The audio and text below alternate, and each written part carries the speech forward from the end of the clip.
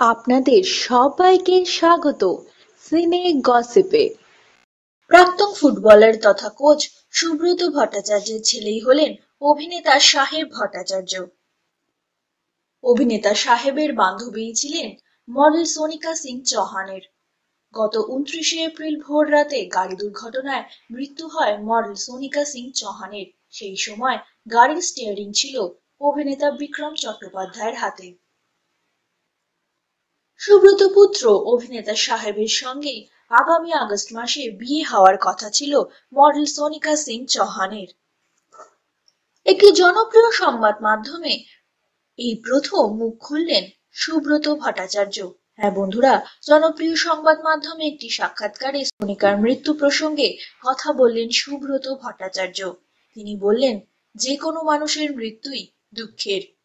পরিচিত একজন মারা গেছে, সে কারণে মনটা আরো খারাপ। বান্ধবী সোনিকার মৃত্যু নিয়ে পরিবারের বাকিদের মুখ খুলতে নিষেধ করেছেন অভিনেতা সাহেব। সে কারণেই বিয়ে প্রস্তুতি নিয়ে কথাই বলতে চাইলেন না সুব্রত ভট্টাচার্য। এছাড়াও তদন্ত নিয়েও তিনি কোনো কথা বললেন না। আলিপুর আদালতে গোপন জবানবন্দি দিতে সোনিকার যে বন্ধুরা গিয়েছিলেন তাদের সঙ্গী ছিলেন সাহেব ভট্টাচার্য। বিক্রম চট্টোপাধ্যায়ের গাড়ি দুর্ঘটনার পর অনেকেই সেলিব্রিটিদের একাংশের জীবনযাত্রা নিয়ে প্রশ্ন তুলেছে। সাহেবের পরিবারের এক সদস্যের মন্তব্য, লাইফস্টাইল কার কি সেটা বিষয় নয়, তার জন্য একজনের মরে যেতে হবে তা তো হয় না। জনপ্রিয় সংবাদ মাধ্যমে সুব্রত ভট্টাচার্য এ নিয়ে কোনো মন্তব্যই করতে চাননি।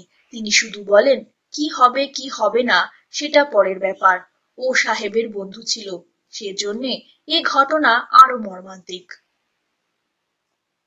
আমরা হলাম সিনে গসিপ। জুড়ে থাকুন আমাদের সঙ্গে, সাবস্ক্রাইব করুন আমাদের এই ইউটিউব চ্যানেলটি।